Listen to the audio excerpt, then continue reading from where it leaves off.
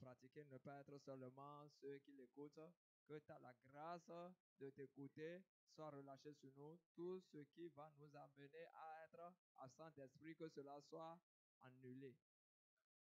Père, je prie que ta présence soit sur ton peuple. Amen. Aide-nous à écouter, à l'appliquer dans notre vie et que ce message apporte le réveil à nos âmes et qu'il soit une défense pour nous, pour qu'aucun d'entre nous ne tombe dans les pièges de l'ennemi au nom de Jésus. Au nom de Jésus, nous avons prié. Dans le livre de Proverbes 6, verset 29. Proverbes 6, verset 29.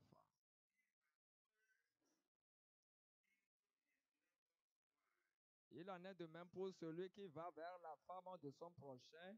Quiconque la touche ne restera pas impuni. 1 Corinthiens 6, verset 18. 1 Corinthiens 6, verset 18. Fuyez l'impudicité. Quelque autre péché qu'un homme commette, ce péché est hors du corps. Mais celui qui se livre à l'impudicité pêche contre son propre corps. 1 Corinthiens 9, verset 1.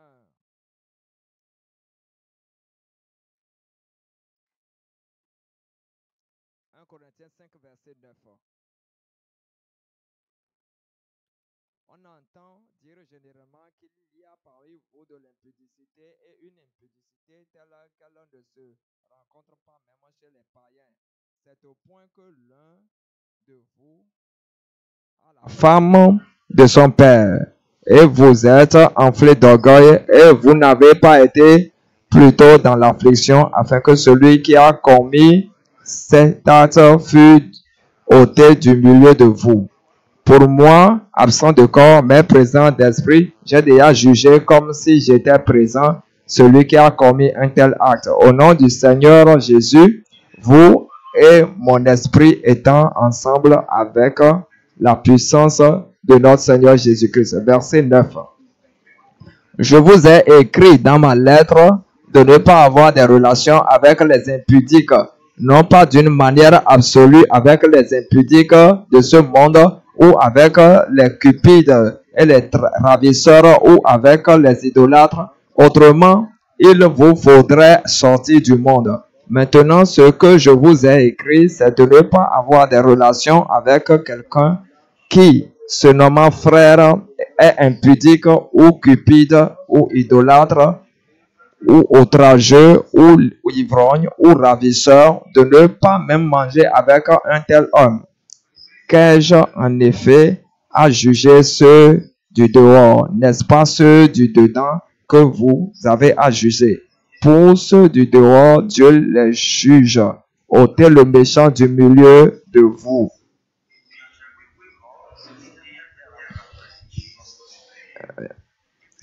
Si vous regardez dans le livre de Jean 12,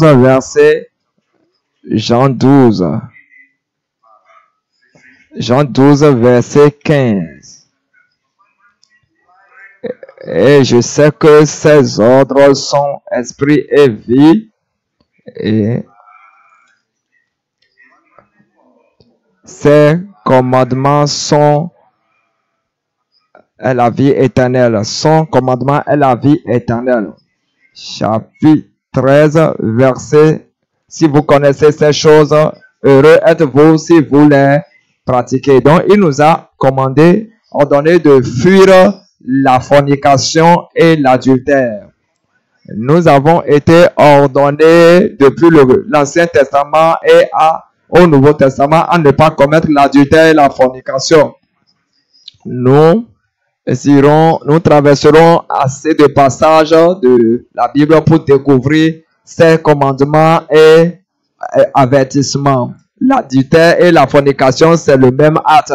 La différence est que l'adultère, la fornication est commise par ceux qui ne sont pas mariés, tandis que l'adultère est commise par ceux qui sont mariés. Et quel que soit l'acte, c'est aboli par Dieu. Si vous avez votre mari et que vous couchez avec un autre homme, c'est à éviter, c'est interdit. Si vous avez votre femme et que vous couchez avec une autre femme, c'est interdit par Dieu. C'est une grande méchanceté. Et je voudrais, s'il vous plaît, Dieu a quelque chose à vous enseigner par rapport à ce message, parce que beaucoup de gens chutent dans ce domaine. Mais je crois qu'à travers ce message aujourd'hui, si vous êtes parmi ceux qui sont déjà attrapés, vous allez être délivrés. Si nous regardons dans le livre d'Exode, Exode 20, verset 14. Tu ne commettras point d'adultère. Tu ne commettras point d'adultère. Lévitique, chapitre 20, verset. Celui qui commet l'adultère avec la femme d'un autre ou de son voisin, l'adultère, les deux seront lapidés jusqu'à la mort. Dans Deutéronome 5, verset 18. Deutéronome 5, verset 18. Matthieu 5, tu ne commettras point d'adultère. Ça, c'est les commandements. Dans Matthieu 5, verset 18,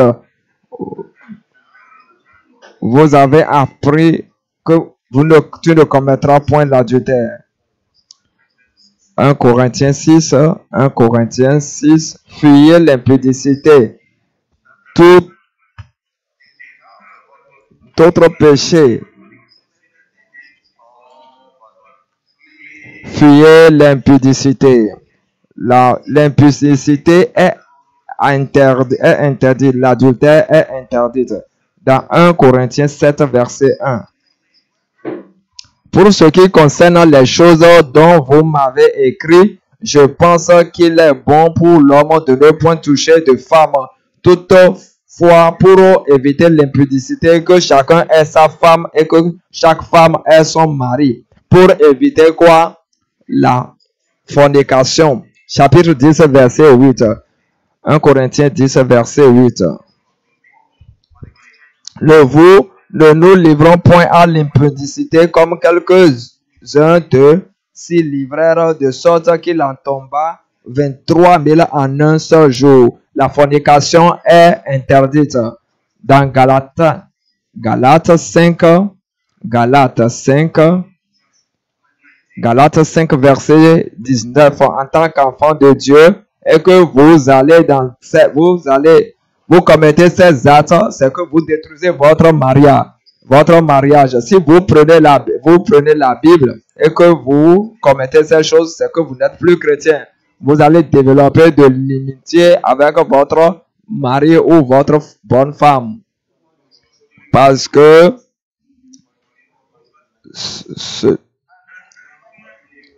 et cet homme, écoutez un autre danger. Cet homme dont vous laissez votre mari pour aller coucher avec peut tuer votre mari afin de vous avoir complètement.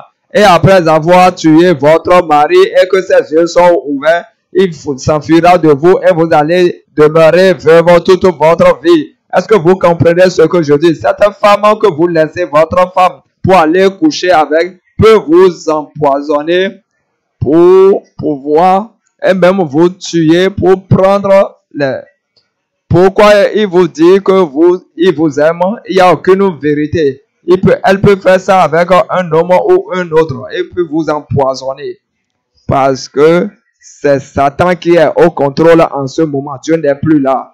Je voudrais vous faire savoir, si vous êtes dans l'acte d'amour, il peut vous rendre un vagabond. Il n'y a plus un endroit où vous pouvez rester durant le moment. Vous allez juste vous promener et vous ne pourrez pas garder de l'argent. Vous ne pouvez pas contrôler votre mariage. C'est comme la vie de quelqu'un qui est sous la malédiction. Il vous fera chuter de n'importe quelle position où vous êtes. Quelle que soit la position que vous occupez, il vous fera chuter. C'est juste une question de temps. Il vous fera chuter.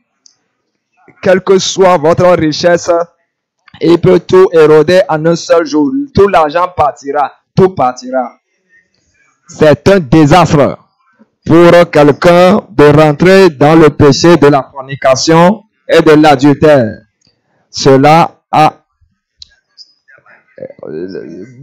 rendu la vie de plusieurs hommes misérables parce que Dieu est fâché contre eux. Et ce péché a amené beaucoup de jeunes. Écoutez, un autre danger. Cela a amené beaucoup de jeunes filles qui sont supposées avoir de bons maris à rester à un âge avancé sans être mariés, et de même que les hommes, parce qu'ils ont commis la fornication. Parfois, elles sont tombées enceintes, avortées, et sont devenues ennemies de Dieu. Et certaines personnes qui connaissent leur mode de vie ne les approchent pas. Et elles mènent une telle de vie pendant qu'elles sont étudiantes. Et cela les suit toute leur vie. Pas de mariage, pas d'avenir. À cause de sang qui est versé à travers l'avortement, certains n'auront pas d'enfants. À moins que la personne devienne si sérieuse avec Dieu et crie à Dieu pour cette vie passée, pour que cette malédiction soit enlevée. Jouez-vous avec l'adultère ou la fornication et vous dites, je te touche, tu me touches. Vous êtes en train de partir le dos. Est-ce que vous entendez ce que je dis? Plus il vous touche et vous les touchez, vous allez devenir comme des miettes de pain. Des miettes de pain. Vous allez perdre de la valeur. Vous allez perdre la faveur. Vous allez perdre la force. Vous allez perdre la puissance comme Samson. Et les cheveux de la puissance seront coupés et la punition viendra de tous côtés. Mais vous allez accuser qui? Parce que vous êtes la cause de votre problème. Corrigez vos voix. Est-ce que vous entendez ce que je dis? Maintenant, vous n'êtes plus un incroyant. Vous êtes maintenant un saint. Vous êtes maintenant devenu pleinement le temple du Saint-Esprit. Et si vous utiliserez ce temple saint à cause des hommes, que Dieu ait pitié de vous. Par aucun moyen. À moins que vous criez, si vous commettez ça, pour que ces âmes, Dieu a donné un ordre. Vous ne commettrez point l'adultère. Fuyez la fornication. Je voudrais que vous sachiez, lorsque éventuellement David a pris la femme de quelqu'un,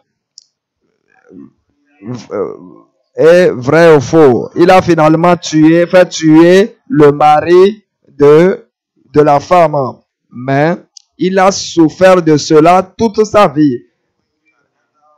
Allez-vous vers un autre homme et vous dites que vous avez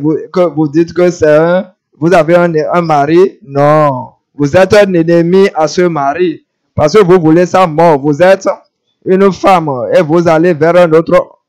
Vous êtes un homme, vous allez vers une autre femme. Vous n'aimez pas votre femme.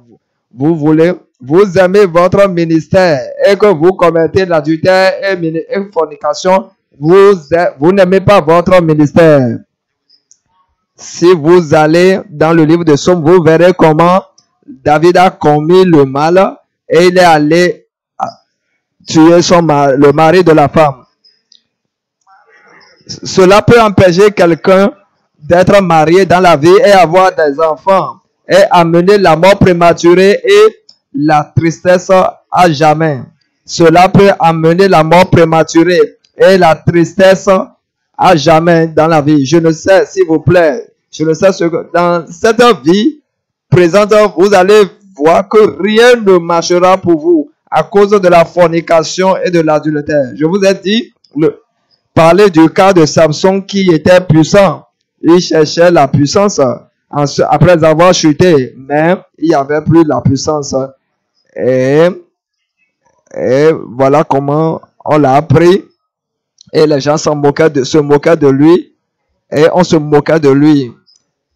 Et on le traitait comme une chaussure. Et voilà Samson qui était très puissant.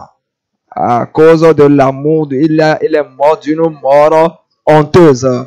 Après avoir souffert des années sans des yeux. Juge, nous n'allons pas lire cela.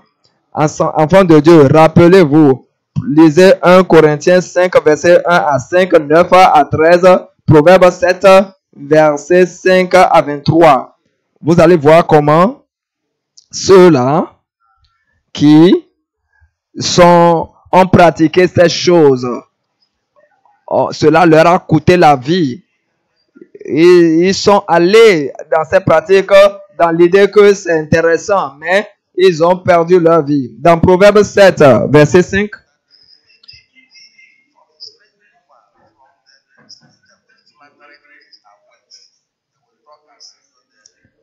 Ils vont parler comme... Non. Est-ce que vous m'entendez? Le verset 6.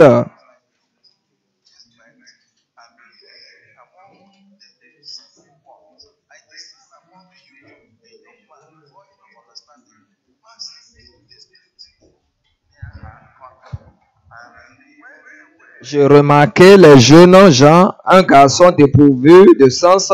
Il passait dans la rue près de l'angle où se tenait une de ces étrangers. Il se dirigeait lentement du côté de sa demeure. C'était au crépuscule pendant la soirée, au milieu de la nuit et de l'obscurité. Verset 10. Et voici, il fut abordé par une femme ayant la mise d'une prostituée et la ruse dans le cœur. Elle était bruyante et rétive. Ses pieds ne restaient point dans sa maison, tantôt dans la rue, tantôt sur les places, et près de tous les angles, elle était aux aguets. Elle le saisit et l'embrassa, et d'un air effronté lui dit, « Je devais un sacrifice d'action de grâce. Aujourd'hui, j'ai accompli mes vœux. C'est pourquoi je suis sorti au-devant de toi pour te chercher et je t'ai trouvé. Oui, j'ai orné mon lit de couverture de tapis de fil d'Égypte. De tapis de fil d'Égypte. Verset 17. J'ai parfumé ma couche de myrrhe d'aloès et de cinnamome. Viens, enivrons-nous d'amour jusqu'au matin. Livrons-nous joyeusement à la volupté, car mon mari n'est pas à la maison. Il est parti pour un voyage lointain. Il a pris avec lui le sac d'argent. Il ne reviendra à la maison qu'à la nouvelle lune. Elle le séduisit à force de paroles. Elle l'entraîna par ses lèvres doucereuses. Il se mit tout à coup à la suivre comme le bœuf qui va à la boucherie, comme un fou qu'on lit pour le châtier, jusqu'à ce qu'une flèche lui perce le foie, comme l'oiseau qui se précipite dans le filet, sans savoir que c'est au prix de sa vie. Et tant que vous allez vous accepter et pratiquer ces choses, c'est pour votre vie. Si vous voulez sortir, sortez. Mais je voudrais vous faire savoir que je suis libre de votre sang. La fornication et l'adultère sont interdites par Dieu. Et la Bible dit, si vous pratiquez cela, vous ne mériterez pas le royaume de Dieu. Sondez votre vie. Rappelez-vous, Salomon était riche et il avait aligné des femmes tout autour de lui. Je ne sais où il est aujourd'hui. Samson également a permis le prix pour son erreur. A payé le prix pour son erreur. Donc la fornication vous fera chuter et vous rendra pauvre et rater votre avenir. Donc quiconque qui n'est pas votre femme ou votre mari, vous devez vous tenir éloigné de cela, de cette personne. Ne vous approchez pas d'eux. Cela vous fera chuter. Repentez-vous de cela. Faites la restitution et allez et ne péchez plus. Donc, comme vous êtes venus, rassurez-vous que vous donnez votre vie à Jésus-Christ. Et faites de lui votre sauveur personnel. Et allez maintenir la sainteté, car le chrétien n'est pas un pécheur et le pécheur n'est pas un chrétien. Dans 1 Jean 3, verset 8. 1 Jean 3, verset 8. Celui qui pêche est du diable, car le diable pêche dès le commencement. C'est pour cela le Fils de Dieu apparu, afin de détruire les œuvres du diable. Verset 9. Quiconque est né de Dieu ne pratique point le péché, car la semence de Dieu est en lui et il ne peut pécher, car il est né de Dieu. Donc c'est vraiment clair que le pécheur, le chrétien n'est pas un pécheur, le pécheur n'est pas un chrétien. C'est clair?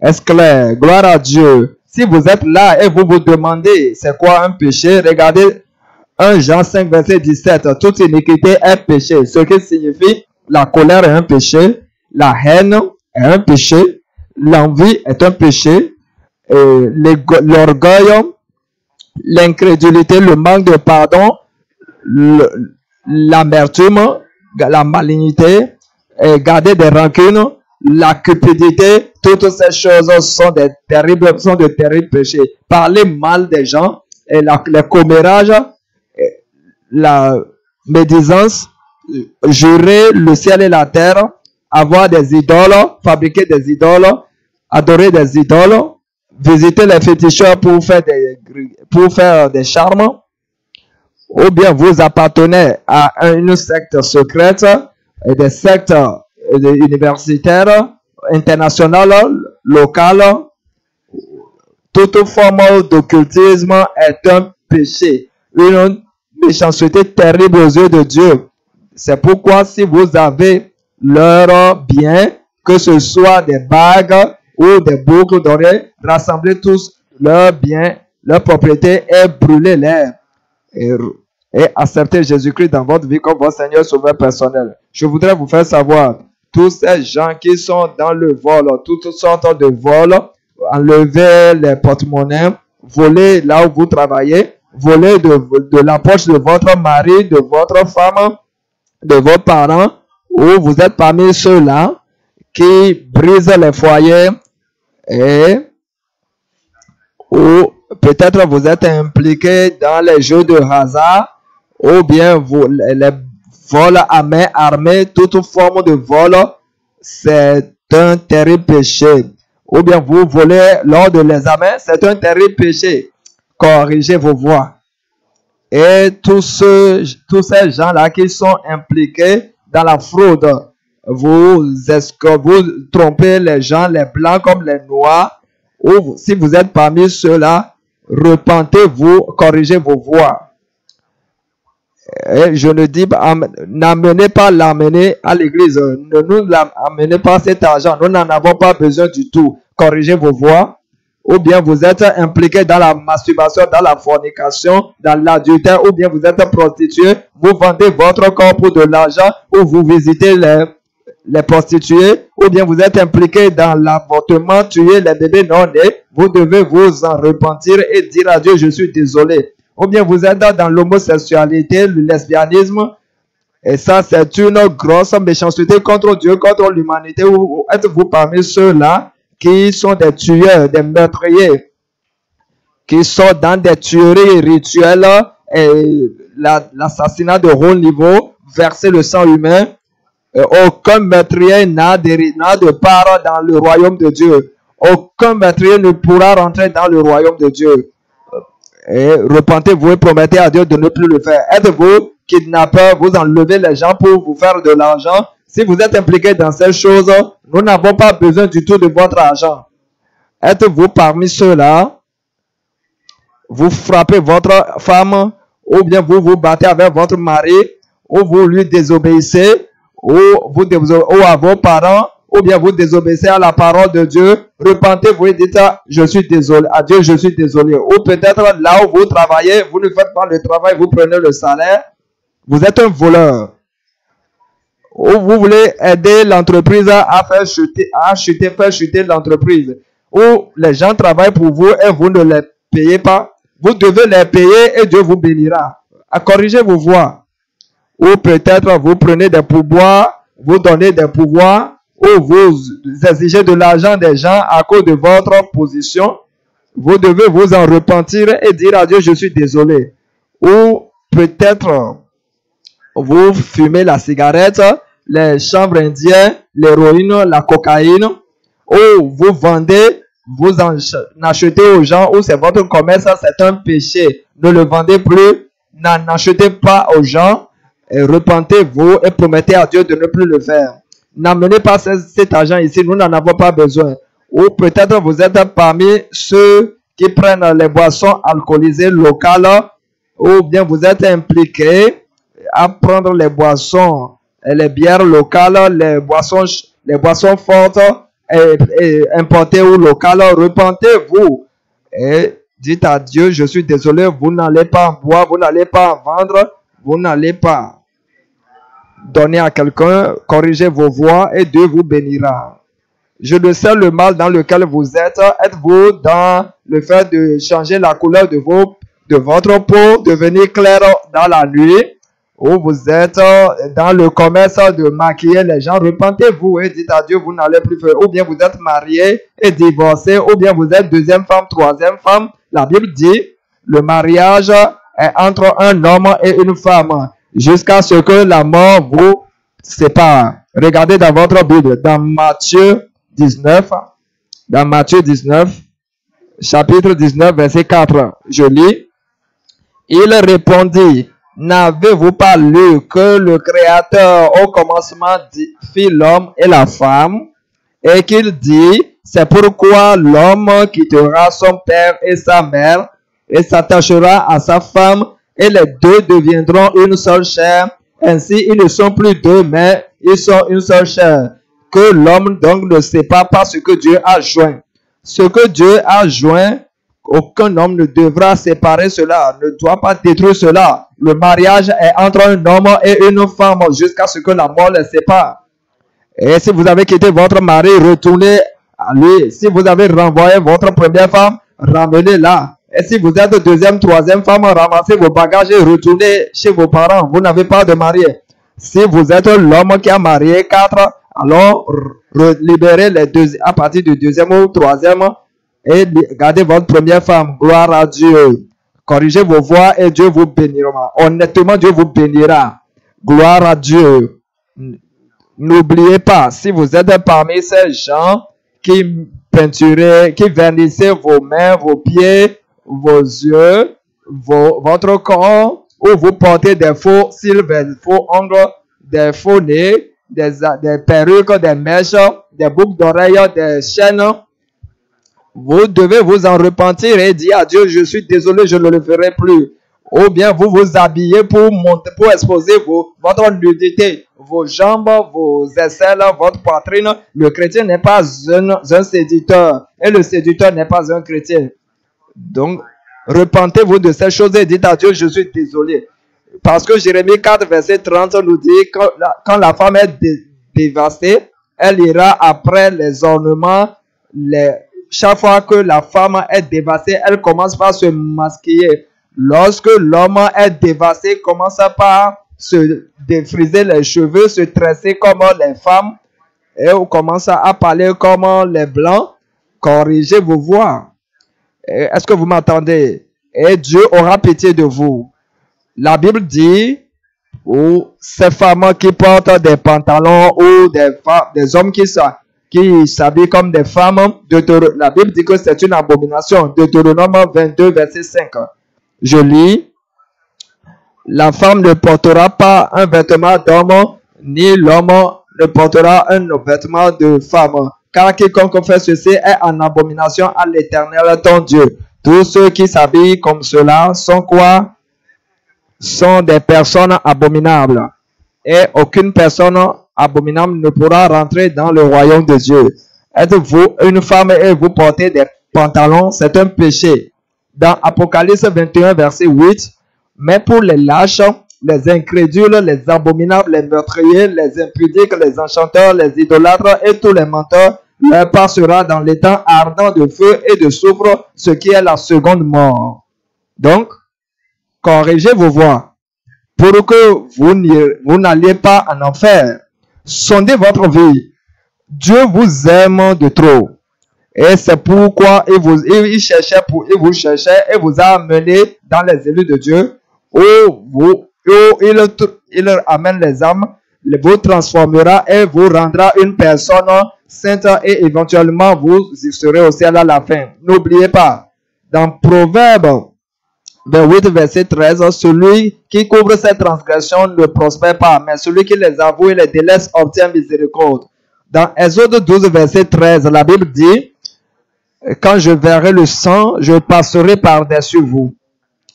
Il parle là du sang des animaux, mais il a utilisé comme une image de sang, pour parler du sang de Jésus dans le Nouveau Testament. Dans Jean 1, verset 19, vous allez voir que le Dieu parle du sang de Jésus. Jean 1, le lendemain, il vit Jésus venant à lui et il dit, voici l'agneau de Dieu qui ôte le péché du monde. Qui est cet agneau? Jésus-Christ. C'est pourquoi la Bible dit dans Jean 3, verset 16, car Dieu a tant aimé le monde qu'il a donné son Fils unique afin que quiconque croit en lui ne périsse point, mais qu'il ait la vie éternelle. Et regardez dans votre Bible, dans Jean 19, verset 30, quand Jésus versa son sang, il dit c'est fini, c'est accompli. Jésus dit dans Jean 14, verset 6, je suis le chemin, la vérité, la vie, nul ne vient au Père que par moi. Et dans Jean 10, verset 10, bien, Jésus dit, je suis venu afin que les brebis aient la vie et qu'elle l'ait en abondance. Et dans Jean 8, verset 36, si le Fils vous affranchit, vous serez réellement libre. Et regardez dans Matthieu 11, verset 28, venez à moi, vous tous qui êtes fatigués, chargés, je vous donnerai du repos. Allez-vous venir? Jésus dit quoi? Je ne vous entends pas. Venez. Jésus dit quoi? Venez. Allez-vous venir? Si vous regardez dans le livre de Jean 1, verset 12, il dit, mais à tous ceux qui l'ont reçu, elle a donné le pouvoir de devenir enfants de Dieu à ceux qui croient en son nom. Comme vous allez le recevoir, le pouvoir de devenir enfant de Dieu vous sera donné. Vous allez devenir enfant de Dieu et une nouvelle créature au nom de Jésus. 2 Corinthiens 5, verset 17. Dès lors, si quelqu'un est en Christ, il est une nouvelle créature. Toutes les choses anciennes sont passées, voici toutes choses sont devenues nouvelles. Votre vie sera transformée. Dieu travaillera sur vous et vous rendra une nouvelle créature au nom de Jésus. Dans Romains 10, verset 13, quiconque invoquera le nom du Seigneur sera sauvé. Donc, comme vous allez invoquer le nom du Seigneur et avancer et faire la volonté de Dieu, toutes les bénédictions de Dieu seront vôtres au nom de Jésus. Baissez vos têtes et prions. Sondez votre vie, donnez votre vie à Jésus. Tout le monde priez. Ouvrez votre bouche et priez. Ouvrez votre bouche et priez. Et vous me chercherez, vous me trouverez si vous me cherchez de tout votre cœur. Tout le monde priez. Tout le monde priez. Invoquez-le. Tout le monde priez. Soumettez-vous à Jésus. Faites de lui votre Seigneur et Sauveur personnel. Tout le monde priez. Père, aie pitié de mon peuple. Quel que soit ce qu'ils ont fait, Dieu ait pitié d'eux. Pardonne-leur à cause de Jésus-Christ qui est mort pour nous. Pardon, transforme tout un chacun de nous. Dieu sauve tout un chacun. Bénis tout un chacun. Dieu intervient. Je suis désolé. Je suis désolé, Père. Je suis désolé. Oh Dieu, je suis désolé. Je suis désolé. Je suis désolé. Jéhovah, je suis désolé. Oh Dieu, je suis désolé. Oh, je suis désolé. Désolé, je suis désolé. Jéhovah, je suis désolé. Oh Dieu, je suis désolé. Les yeux fermés, la tête baissée. Cette personne qui commet encore la masturbation pourrait vous lever votre main et dire je ne le ferai plus. Les yeux fermés, tête bénie, tête baissée. Dieu vous bénisse. Cette personne qui a un cœur qui ne pardonne pas, ou bien vous êtes là, vous visitez les prostituées, levez vos mains et dites je ne le ferai plus. Les yeux fermés, tête baissée, je prie aussi pour vous qui commettez la fornication, levez votre main. Et cette personne qui fume les chanvres indiens, levez votre main et promettez à Dieu de ne plus le faire. La personne qui prend les boissons alcoolisées, levez votre main et promettez à Dieu de ne plus le faire. La personne qui commet l'adultère, levez votre main et promettez à Dieu de ne plus le faire. Celui qui vole et braque les gens, levez votre main. Cette personne qui se bat et qui se querelle, levez votre main et promettez à Dieu de ne plus le faire. Celui-là qui visite les féticheurs pour faire des charmes, celui qui appartient à des sectes secrètes, levez votre main, promettez à Dieu de ne plus le faire. Celui qui est là, prêt à donner sa vie à Jésus, levez vos deux mains et répétez cette parole après moi. Dieu Tout-Puissant, je viens à toi au nom de Jésus-Christ. Père, je confesse que je suis un pécheur. Je suis vraiment désolé pour tous mes péchés. Dieu, je te promets, je ne vais plus continuer dans mes péchés. Je confesse et je crois que Jésus-Christ est mort pour moi. Il versa son sang précieux pour moi. Et il fut enterré. Le troisième jour, il ressuscita pour ma justification. Dieu Tout-Puissant, utilise le sang de Jésus-Christ, lave tous mes péchés de mon cœur. À partir de ce moment, je rejette le diable. Je renonce à toutes ces méchancetés. Jésus-Christ, viens dans mon cœur. Sois mon Seigneur. Sois mon sauveur personnel. Annule mon nom du livre de mort. Écris mon nom dans le livre de vie.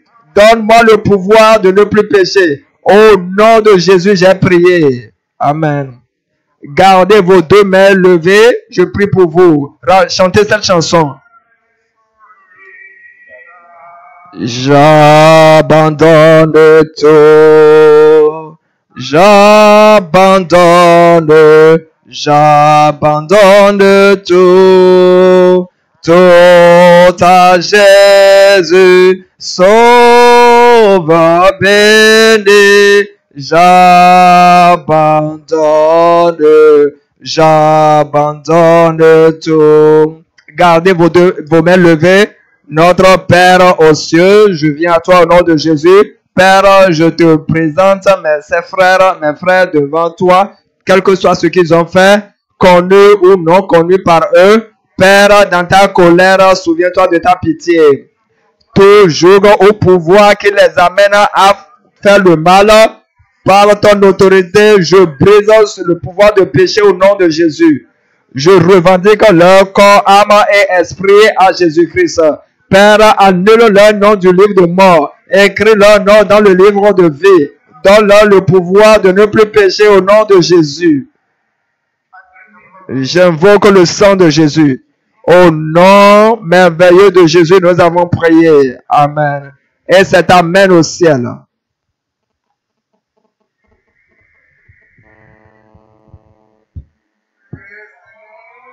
Gloire à Dieu. Gloire à Dieu. Ce message vient d'établir la fondation pour le message de l'Alliance de paix de bénédiction qui vient très bientôt.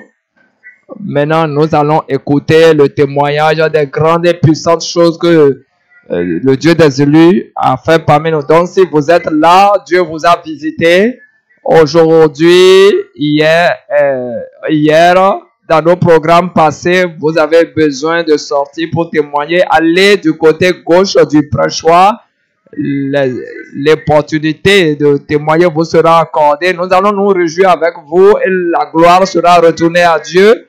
Avec cela, mes frères, bien